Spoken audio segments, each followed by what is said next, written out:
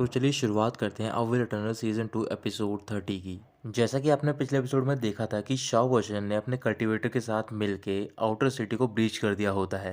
ये सब देखकर जो ग्रेट एल्डर होते हैं स्पिरिट स्ट्रीम सेक्ट के, वो एक सिग्नल भेजते हैं। पिल स्ट्रीम सेक्ट की डिसाइपल चेन मैन्याओ अपने पेट्रियार्क से बोल रही होती है कि शाओ वचन ने आउटर सिटी को ब्रेक कर दिया है, क्या हमें भी अपने फुल स्ट्रेंथ के साथ अंदर बढ़ना चाहिए। पेट्रियार्क मना करते हैं और वो कहते हैं कि अभी टाइम नहीं आया है क्योंकि प्रोफाउंड सेक्ट ने अपने फाउंडेशन लेवल के पावर को यूज नहीं किया है। सॉन्ग फैमिली के एल्डर और ग्रेट एल्डर आपस में बात कर रहे होते हैं और कह रहे होते हैं कि प्रोफाउंड सेक्ट ने अभी तक हार नहीं मानी है, जबकि उन्हें पता है कि हमारे सारे कल्टीवेटर यहाँ पर पहुंचने वाले हैं। बस हमें इतना ध्यान रखना है कि शाओ वचन के ऊपर कोई भी खतरा नहीं आना चाहिए। शाओ वचन बैटलफील्ड पे कल्टीवेटर से फाइट कर रहा होता है। तभी पीछे से एक ब्लैक पपेट उस पर हमला करने जा रहा होता है। तभी वहां पर उसका बीच तेदान पहुंच जाता है और वो उसे बचा लेता है। तेदान शाओ वचन को देखकर बहुत ज़्यादा खुश होता है। तभी अचानक से वहाँ की ज़मीन हिलना स्टार्ट कर देती है। इधर इनर सिटी में प्रोफाउंड सेक्ट के पेट्रियार्क बाहर आते हैं और वहाँ पर जितनी भी सोल्स होती हैं वो उन्हें ऑर्डर दे रहे होते हैं कि वो उनकी कमांड को फॉलो करें। वो उस कमांड को फॉलो करती है और सेक्ट के चारों ओर एक शील्ड तैयार होने लग जाती है। अब ज़मीन और भी ज़्यादा तेज़ी से हिल रही होती है और उसमें क्रैक्स बन रहे होते हैं। शाओ वचन नीचे की ओर देखता है और सारे कल्टिवेटर से बोलता है कि तुम यहाँ से चले जाओ।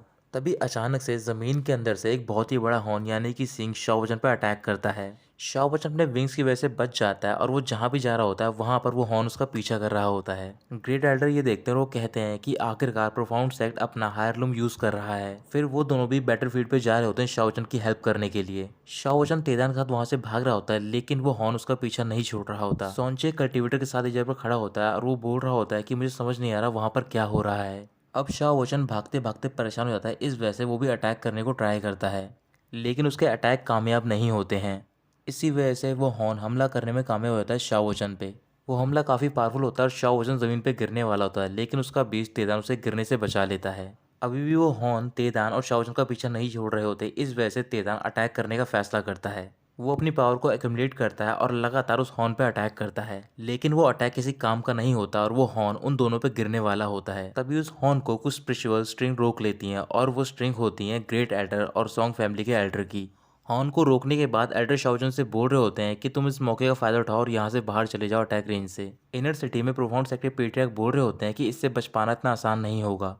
ये कहने के बाद पेट्रियार्क अपनी पावर का यूज़ करते हैं। अब वो हॉर्न पूरी तरीके से बाहर आता है। असल में वो एक लॉन्ग हॉर्न बीटल होता है।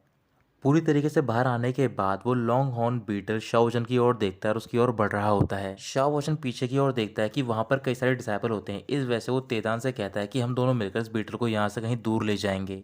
तेतान उसकी बात मान जाता है और वो दोनों दूसरी साइड भाग रहे होते हैं जहाँ पर डिसाइपल नहीं होते हैं।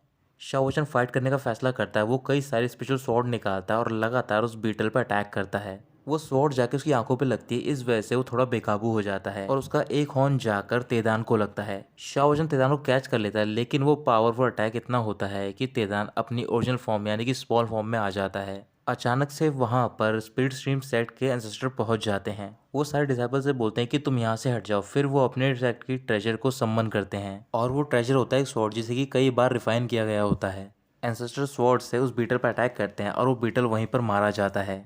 ये देखकर सॉन्ग फैमिली के एल्डर हैरान हो जाते हैं और वो कह रहे होते हैं मुझे नहीं पता था कि स्पिरिट स्ट्रीम सेट का जो हायर लूम है वो इतना पावरफुल है। वो तो अच्छा है कि शाओ वचन की वजह से हमारे दोनों सेट फाइट नहीं कर रहे हैं आपस में।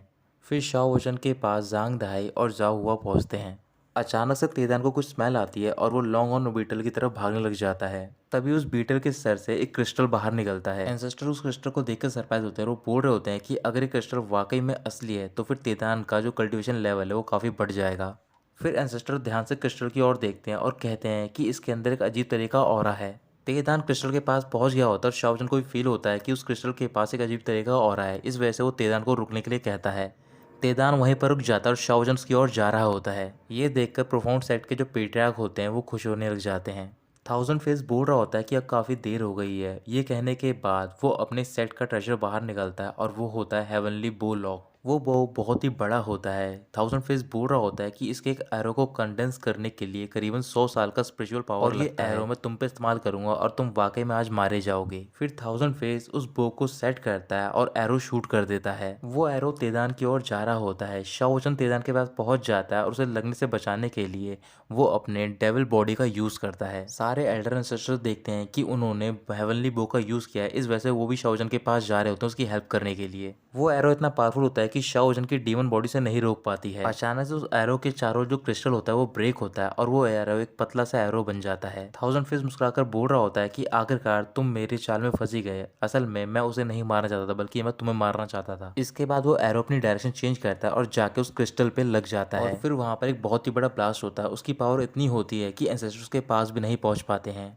थाउजेंड फेस बहुत ज़्यादा खुश होकर कह रहा होता है, मुझे पता था कि शाओ वजन अपने बीस्ट को बचाने के लिए ज़रूर आएगा। सारे डिसाइपल काफ़ी हैरान होते हैं। एंसेस्टर कह रहे होते हैं कि ये ट्रैप शाओ वजन के लिए बिछाया था उन्होंने और ये एक्सप्लोजन इतना बड़ा है कि इससे बच पाना नामुमकिन है। तभी वहाँ पर ब्लड स्ट्रीम सेट के पेट्रियार्क भी पहुँचते हैं और वो बोल रहे होते हैं, मुझे माफ़ कर दो, मैं काफ़ी लेट पहुँचा। स्पिरिट स्ट्रीम सेट के पेट्रियार्क बहुत ज़्यादा गुस्से में होते हैं। इस वजह से वो अपने सेट का हायरलूम बाहर निकालते हैं, यानी कि स्पिरिचुअल सन रेवन। इधर ब्लड स्ट्रीम सेट के पेट्रियार्क भी अपना हायरलूम बाहर निकालते हैं और वो होता है ब्लड स्ट्रीम नाइट पपेट।